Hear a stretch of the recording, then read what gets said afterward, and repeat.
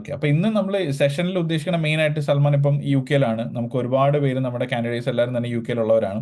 മിക്ക ആൾക്കാരും അതിനകത്ത് സീനിയർ കെയറേഴ്സ് ആയിട്ടും കെയറേഴ്സ് ആയിട്ടും അല്ലെങ്കിൽ ഹെൽത്ത് കെയർ അസിസ്റ്റന്റ് ആയിട്ടും ഒക്കെ വർക്ക് ചെയ്യുന്ന ബാക്ക് ഹോം നഴ്സസ് ആണ്, സൽമാനെ പോലെ തന്നെ എല്ലാവരും. ഓക്കെ, അതെ. അപ്പൊ അവരുടെയൊക്കെ മെയിൻ കൺസേൺ എന്ന് പറയുന്നത് വർക്ക് ചെയ്യുന്നതിന്റെ കൂട്ടത്തിൽ എങ്ങനെ ഫ്ലെക്സിബിൾ ആയിട്ട് ക്ലാസ്സസ് അറ്റൻഡ് ചെയ്യാം, അല്ലെങ്കിൽ ഉം. അവൈലബിലിറ്റി അനുസരിച്ച് അറ്റൻഡ് ചെയ്യാം. അതുകൊണ്ട് തന്നെ നമ്മൾ കുറച്ച് പേർക്ക് ക്ലാസ്സസ് അറേഞ്ച് ചെയ്യും, വളരെ കുറച്ച് പേര്. കാര്യം സൽമാൻ എന്നെ അറിയായിരിക്കും, ഇപ്പൊ ഡ്യൂട്ടിയുടെ ഇടയിൽ സൽമാന് സെഷൻസ് ഒക്കെ അറേഞ്ച് ചെയ്യാൻ പറ്റി, എടുക്കാൻ പറ്റി. അതെ അപ്പോൾ അതെ സൽമാന്റെ ഒരു എക്സ്പീരിയൻസ് മെയിൻ തിങ് ഇപ്പൊ നമ്മുടെ MNC-യുടെ ക്ലാസ്സസ് എന്നുള്ള കാര്യം മാത്രമല്ല, ഈ ഒരു ഹാർഡ് ലൈക്ക് വർക്കിന്റെ ഇടയിൽ സൽമാൻ സമയം കണ്ടെത്തിയതും പഠിക്കാൻ അതിനു വേണ്ടിയിട്ട് ഡെഡിക്കേറ്റ് ചെയ്തതും ആ ഒരു ഹാർഡ് വർക്ക്, അല്ലെങ്കിൽ ലൈക്ക് പിള്ളേരെല്ലാവരും പറയുന്നതാണ് പഠിക്കുന്ന സമയത്ത് എത്ര ഹാർഡ് വർക്ക് ചെയ്തിട്ടും കിട്ടുന്നില്ല.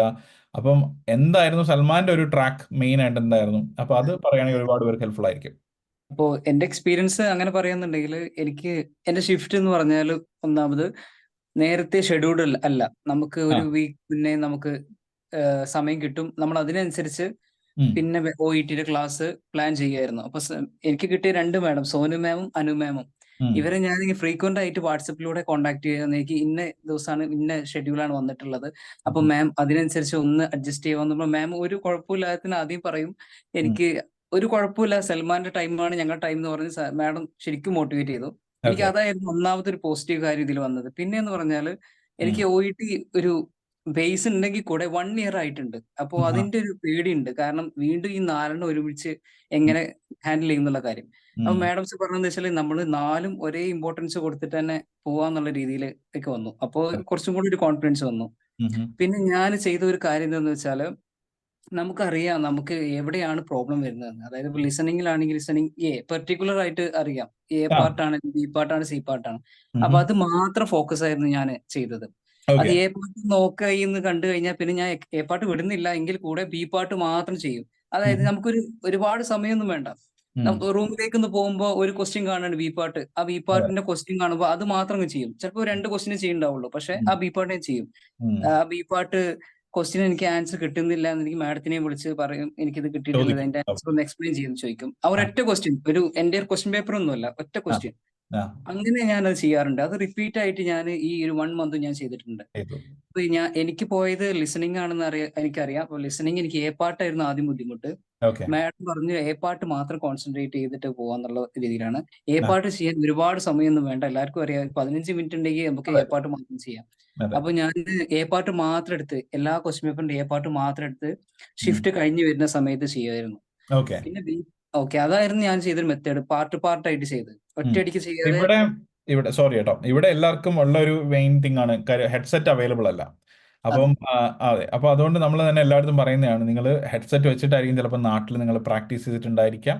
അപ്പോൾ ഇവിടെ അതെ നിങ്ങൾ ഹെഡ്സെറ്റ് ഇല്ലാതെ തന്നെ പഠിക്കണം. ഓക്കെ, അപ്പോൾ അതിന് സൽമാൻ എന്താ ചെയ്തത്? ലൈക്ക് ഹെഡ്സെറ്റ് ഇല്ലാതെ തന്നെയാണോ പ്രാക്ടീസ് ചെയ്തത്? കാര്യം അതെ നമ്മൾ അതെ അതെ normally അതെ. പറയുന്ന ഒരു സംഭവമാണ് എല്ലായിടത്തും കുട്ടികൾ ജോയിൻ ചെയ്യുമ്പോഴേ പറയുന്നതാണ്, ഇവിടെ ഒന്ന് ഹെഡ്സെറ്റ് UK-യിൽ അവൈലബിൾ അല്ല, കാര്യം കുറച്ച് പേര് എക്സാം സെന്ററിൽ ഉണ്ടായിരിക്കുള്ളൂ, അപ്പോൾ ഹെഡ്സെറ്റ് ഇല്ലാതെ തന്നെ പഠിക്കണം. അത് മെയിൻ തിങ്. അപ്പോൾ അത് എത്രത്തോളം സൽമാൻ എഫക്ട് ചെയ്ത്, ലൈക്ക് ഹെഡ്സെറ്റ് വെച്ചും ഇല്ലാതെയും? ഞാൻ സത്യം പറയാലോ, ഞാൻ ആദ്യം എഴുതിയ കോഴിക്കോട് നിന്നാണ്. ആ. ആ കോഴിക്കോട് നിന്ന് എഴുതിയ സമയത്ത് ഹെഡ്സെറ്റ് വെച്ചിട്ട് എഴുതിയത്. ആ. എനിക്കറിയാം, എനിക്ക് ഹെഡ്സെറ്റ് ആദ്യത്തെ ടെൻഷൻ വെച്ച് ഞാൻ ഹെഡ്സെറ്റ് ഇങ്ങനെ അമുക്കി പിടിച്ച് എഴുതിയത്. എനിക്ക് ആ. അത്രയും കോൺസെൻട്രേഷൻ ഉണ്ട്. ആ. പക്ഷെ അത് വർക്ക് ആയിട്ടില്ലായിരുന്നു. കാരണം നമുക്ക് ആ ടെൻഷൻ കാരണം നമുക്ക് കിട്ടിയില്ല. കുറെയൊക്കെ മിസ്സിംഗ് ആയി പോയി പാർട്ട് ചെയ്യല്. ഉം. പിന്നെ ഇവിടെ ഞാൻ ബ്രിസ്റ്റലിൽ വെച്ച് എഴുതിയത്, ആ. UK-ല്. ആ. അവിടെ ബ്രിസ്റ്റലിൽ വെച്ച് എഴുതിയ സമയത്ത് ഒരു റൂമില് 2 സ്പീക്കർ, 2 കോർണറിലായിട്ട് 2 സ്പീക്കർ ആയിരുന്നു. എനിക്ക് പറയില്ല, ആ സ്പീക്കറിന്റെ ക്വാളിറ്റി അടിപൊളിയായിരുന്നു, നല്ല ക്വാളിറ്റി. നമുക്ക് ഒന്നാമത് ഓക്കെ. പറഞ്ഞാൽ എനിക്ക് തോന്നുന്നു നേരത്തെ ഇങ്ങനെ ആയിരുന്നെങ്കിൽ നേരത്തെ കിട്ടിപ്പോയനെ, കിട്ടിപ്പോയ. കുറച്ചുകൂടി ഈസി ആയിട്ട് തോന്നി. അതെ. പിന്നെ മാത്രമല്ല, ഞാൻ പോകുന്ന വഴിക്ക് ഒരു 4 പേരെ എനിക്ക് മലയാളീസിനെ കാണാൻ പറ്റി. കാണാൻ അവര് പറ്റി. സെയിം അവിടേക്കാ വരുന്നത്.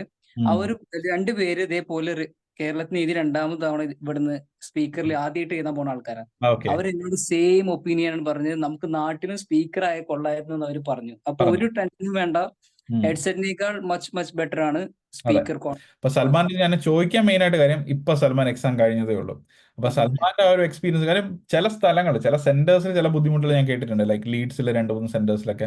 പക്ഷെ ഇപ്പൊ സൽമാൻ ബ്രിസ്റ്റോളാണ് എഴുതി, അവിടെ ഒരു കുഴപ്പമില്ലായിരുന്നു, സൽമാൻ ഈസി ആയിട്ട് പറ്റി, കാര്യങ്ങളൊക്കെ അതെ നന്നായിട്ട് കേൾക്കാനും പറ്റി അല്ലേ? അതെ അതെ. എത്ര പേരുണ്ടായിരുന്നു നിങ്ങളുടെ ക്ലാസ്സിൽ, ലൈക്ക് ആ ഗ്രൂപ്പിൽ എത്ര പേരുണ്ടായിരുന്നു ഏകദേശം? ഓൾ എനിക്ക് സെറ്റ്. നോട്ട് മോർ ദാൻ 10, ഒരു 10-ൽ അത്രേ ഉള്ളൂ. കൂടുതൽ ഇല്ല. ഇല്ല അതെ. ഇല്ല. അതെ ഞാനും അത് തന്നെയാണ് എല്ലാത്തും കാര്യം. ആകെ വളരെ കുറച്ച് പേര് എങ്ങനെയൊക്കെ പോയാലും 20-നകത്ത് ആൾക്കാരെ കാണും. അതുകൊണ്ടാണ് മെയിൻ ആയിട്ട് അവർ ആ സ്പീക്കേഴ്സ് നല്ല ലൗഡ് ആയിരിക്കും, നല്ല ക്വാളിറ്റി ആയിരിക്കും വോയിസ് നല്ല അല്ലേ. ക്ലിയർ ആയിരുന്നു, ക്രിസ്റ്റൽ ക്ലിയർ ആയിരുന്നു. Okay okay. അപ്പൊ അങ്ങനെയായിരുന്നു ആ ലിസ്ണിംഗിന്റെ പോയ ഒരു പാർട്ട്. സൽമാൻ നന്നായിട്ട് ഫോക്കസ് ചെയ്തു, നന്നായിട്ട് സെഷൻസ് അറ്റൻഡ് ചെയ്തു. അപ്പൊ സൽമാൻ ഫ്ലെക്സിബിൾ ആയിട്ട് ക്ലാസ്സസ് എല്ലാം നമ്മുടെ MNC അക്കാഡമിയിൽ നിന്ന് സൽമാന് കിട്ടിയിട്ടുണ്ടായിരുന്നോ? എങ്ങനെയായിരുന്നു ക്ലാസ്സുകളും കാര്യങ്ങളൊക്കെ? 100%, 100%. ഒരു നമുക്ക് ആ കുറഞ്ഞ സമയത്തിനുള്ളിൽ മാഡംസ് നമ്മുടെ സമയത്തിനനുസരിച്ച് എല്ലാ ടൈമിംഗ് അറേഞ്ച്മെന്റ് നമ്മൾ കൺസിഡർ ചെയ്തിട്ടാണ് അവർ ചെയ്തത്. ഒരു ഫ്ലെക്സിബിൾ ആയിട്ട് അവേഴ്സ് നമുക്ക് തന്നു. പിന്നെ പോരാത്തിന് മാഡംസ് ഒക്കെ ക്ലാസ് എടുത്തത് എനിക്ക് തോന്നുന്നു നാട്ടിലത്തെ നൈറ്റ് ടൈമിലാണ്. അത് നമ്മളെ കൺവീനിയൻസ് വെച്ചിട്ടാണ് അവർ ചെയ്തത്. നമ്മൾ അവർ ഇഫേർട്ട് എടുത്ത് കാണുമ്പോൾ നമ്മളും അവരുടെ കൂടെ ആ ഇഫേർട്ട് ഇടും. നിൽക്കും. അതെ, അപ്പോൾ അതെ. ഉറപ്പായിട്ടും. അപ്പൊ അതിനനുസരിച്ച് ഫ്ലെക്സിബിൾ ആയിട്ട് ചെയ്തിട്ടുണ്ട്. ചെയ്തിട്ടുണ്ടായിരുന്നു. ഫൈൻ. അപ്പൊ എന്തായാലും സൽമാൻ അതിനോടൊപ്പം തന്നെ ഹാർഡ് വർക്ക് ചെയ്ത് നന്നായിട്ട് പ്രാക്ടീസ് ചെയ്ത് ഇതേപോലെ ഓരോ ദിവസങ്ങളും വർക്ക് ചെയ്ത് കഴിഞ്ഞ് അതെ. വന്നിട്ടാണെന്നുണ്ടെങ്കിൽ എല്ലാ കാര്യങ്ങളും മാക്സിമം ഗ്രാമർ ക്ലാസ്സുകളും കാര്യങ്ങളൊക്കെ അറ്റൻഡ് ചെയ്യുന്നുണ്ടായിരുന്നു എല്ലാം. എല്ലാ ക്ലാസ്സും, ഒരു ക്ലാസ് ഞാൻ മിസ് ചെയ്തിട്ടില്ല. എല്ലാ ക്ലാസ്സും ഞാൻ അറ്റൻഡ് ചെയ്തു. മാമിന്റെ ലക്ഷ്മി മാമിന്റെ ക്ലാസ്സിലെല്ലാം ആക്റ്റീവായിട്ട് പാർട്ടിസിപ്പേറ്റ് ചെയ്തെല്ലാം പറയാറൊക്കെ ഉണ്ടായിരുന്നു. ഉണ്ടായിരുന്നു. മാഡംസ് ഒക്കെ നല്ല അഭിപ്രായമാണ് പറഞ്ഞത്. എല്ലാം അഭിപ്രായമാണ് പാർട്ടിസിപ്പേറ്റ് പറഞ്ഞത്. ഓക്കെ. അപ്പൊ സൽമാന് ഇപ്പം ഇവിടെ UK-യിലാണെങ്കിലും എഴുതാൻ പോകുന്നവർക്കാണെങ്കിലും എന്താണ് റെക്കമെൻഡേഷൻ? ആൻഡ് നമ്മുടെ MNC നിന്ന് സൽമാൻ അയച്ച നല്ല മെറ്റീരിയൽസും ക്ലാസ്സസും ഒക്കെ എത്രത്തോളം ഹെൽപ്ഫുൾ ആയിരുന്നു? സൽമാൻ റെക്കമെൻഡ് ചെയ്യുന്നുണ്ട് എല്ലാവർക്കും? അതെ, ഞാൻ റെക്കമെൻഡ് ചെയ്യുന്നതെന്ന് വെച്ചാൽ കിട്ടുന്ന മെറ്റീരിയൽ നിങ്ങൾ 100% ജെന്യൂനായി ചെയ്യാം. അതായത് ഒരു പ്രാവശ്യം ചെയ്ത് അതങ്ങ് വിട്ട് കളയാതെ നിങ്ങൾക്ക് പറ്റിയ ഫാൾട്ട് നിങ്ങളെ MNC-ത്തെ ഫാക്കൽറ്റീസിന്റെ ഹെൽപ്പോട് കൂടി അത് ക്ലാരിഫൈ ചെയ്ത് മുന്നോട്ട് പോവാം. ഒരു മെറ്റീരിയൽ ചെയ്ത് കഴിഞ്ഞാൽ നിങ്ങൾക്ക് തന്നെ ഒരു ബോധം വേണം. അതായത് നിങ്ങൾക്ക് ഇത് കിട്ടി അല്ലെങ്കിൽ എന്തുകൊണ്ട് തെറ്റ് പറ്റി എന്ന് മനസ്സിലാക്കാൻ പറ്റണം. പിന്നെ MNC ഞാൻ 100% റെക്കമെൻഡ് ചെയ്യും. കാരണം എനിക്ക് 100% ഉറപ്പാണ് ഈ 2 മാഡം എനിക്ക് റാൻഡമായി കിട്ടിയതാണ്. അപ്പൊ എന്തായാലും റാൻഡം ആയിട്ട് 2 മാഡം ഒരേപോലെ നല്ല മാഡംസിന് കിട്ടുകയെന്നുണ്ടെങ്കിൽ ഡെഫിനറ്റ്ലി നിങ്ങൾ ഭയങ്കര ക്ലാസ് ആയിരിക്കും കൊടുക്കുന്നുണ്ടാവുക. എല്ലാവരും സിൻസിയർ ആയിട്ട് എടുക്കുന്ന മാഡംസ് ആണ്. നമുക്ക് എല്ലാ ഡൗട്ടും ഏത് സമയത്തും ചോദിക്കാം.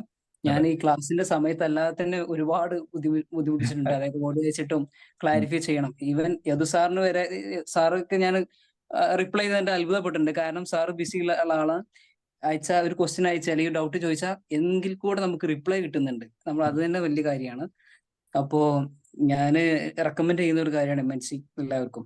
Okay, thank U Salman. എന്തായാലും സൽമാനായാലും ഈ തിരക്കിനിടയിൽ ലൈക്ക് ഫീഡ്ബാക്ക് പറഞ്ഞാണെങ്കിൽ കാര്യം ഇനി സൽമാൻ ബാക്കിയുള്ള കാര്യങ്ങൾ തുടങ്ങുന്നേ ഉള്ളൂ അല്ലേ. നമുക്ക് ഇപ്പം ഇതിനകത്ത് ഉള്ളതെന്ന് വെച്ചാൽ ഒരുപാട് പേർക്ക് നമ്മൾ വീഡിയോസ് ഇടുമ്പോൾ അവർ പ്രതീക്ഷിച്ചിരിക്കുന്ന വെച്ചാൽ എന്താണ് റിക്രൂട്ട്മെന്റിന്റെ അവസ്ഥ കാര്യങ്ങളൊക്കെയാണ്. അപ്പം സാഡ്ലി നമുക്കിപ്പോൾ നാട്ടിൽ നിന്ന് റിക്രൂട്ട്മെന്റ്സ് കാര്യമൊക്കെ ഭയങ്കര കുറവാണ്. പക്ഷേ സൽമാൻ ഇപ്പോൾ UK-യിൽ ഉള്ളതുകൊണ്ടും ഡിപെൻഡന്റ് വിസയിലായതുകൊണ്ടും OET ക്ലിയർ ചെയ്തു. ഇനി സൽമാൻ ആകെയുള്ള സ്റ്റെപ്സ് എന്ന് പറയുന്നത് NMC റെഡിയാക്കുക.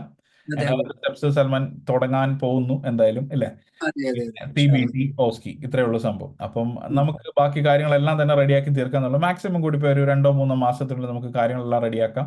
ആൻഡ് സൽമാൻ ഹോപ്പ്ഫുള്ളി നമുക്ക് എല്ലാ കാര്യങ്ങളും കൊണ്ട് ആ പിൻ നമ്പറും കൂടെ ഒന്ന് കിട്ടിക്കഴിഞ്ഞാൽ ബാക്കിയൊക്കെ റെഡിയാണ്. എനിവേ എന്തായാലും അപ്ഡേറ്റഡ് ആയിട്ട് ഇരിക്കാം. എന്തെങ്കിലും ഡൗട്ടോ കാര്യങ്ങൾ ഉണ്ടെങ്കിൽ ചോദിക്കാം. എനിവേ ഒരുപാട് പേർക്ക് സൽമാന്റെ ഈ ഒരു വീഡിയോ ഒരുപാട് പേർക്ക് ഇൻസ്പയറിംഗ് ആയിരിക്കും കേട്ടോ. കുറേ പേര് പഠിക്കുന്ന കുട്ടികളാവട്ടെ അവർക്കൊക്കെ മാക്സിമം എന്തായാലും ബാക്കി കാര്യങ്ങളൊക്കെ നമുക്ക് നോക്കാം.